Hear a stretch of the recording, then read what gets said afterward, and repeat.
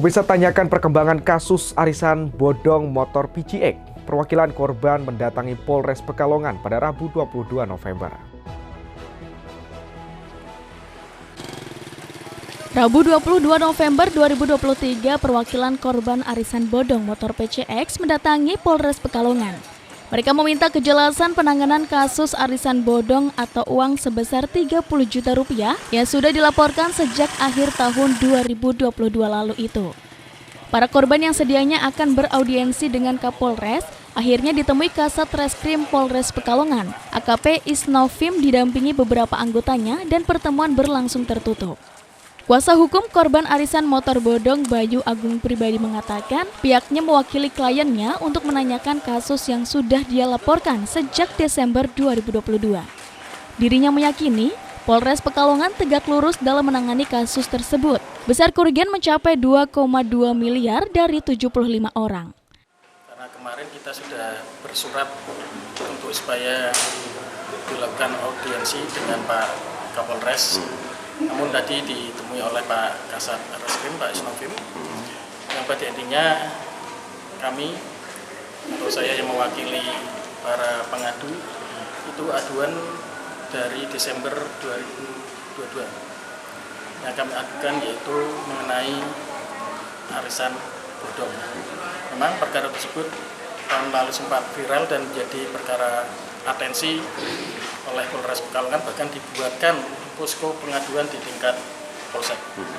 Kami yakin bahwa Polres Pekalongan tegak lurus dalam menangani perkara ini. Yang pada intinya tadi kita ketemu sudah dijelaskan oleh Bapak Kasat Reskrim serta Pak Kanit yang menanganinya seperti itu. Ada berapa orang yang dilaporkan?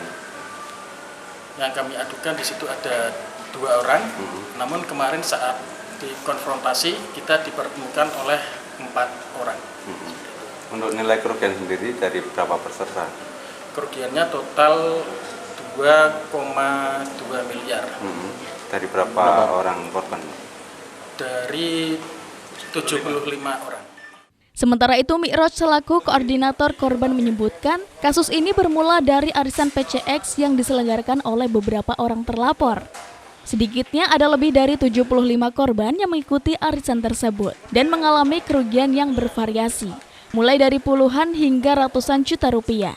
Dirinya menceritakan awalnya tertarik dengan tawaran ini karena hanya menyetorkan uang 10 juta. Akan mendapatkan 1 unit sepeda motor PCX dalam waktu 30 bulan setelah melalui proses pengundian. Harapannya untuk kasus PCX ini cepat selesai, Pak. Harapan dari peserta pelapor ini, karena ini sudah berlarut lama, mudah-mudahan dengan kita datang ke Polres ini bisa langsung ditindaklanjuti ataupun bisa lebih penyelesaiannya lebih cepat gitu. Pak, boleh tahu awal mulanya gimana sih Pak tergiur arisan ini, Pak? Awal mulanya itu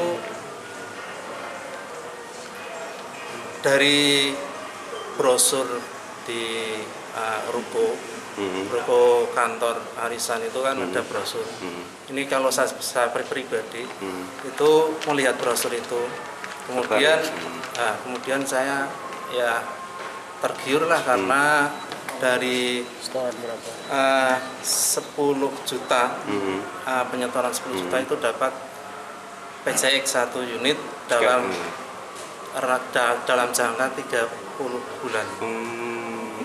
Nah, makanya saya datang ke situ, kemudian saya ikut. Nah, itu prosesnya awal seperti itu.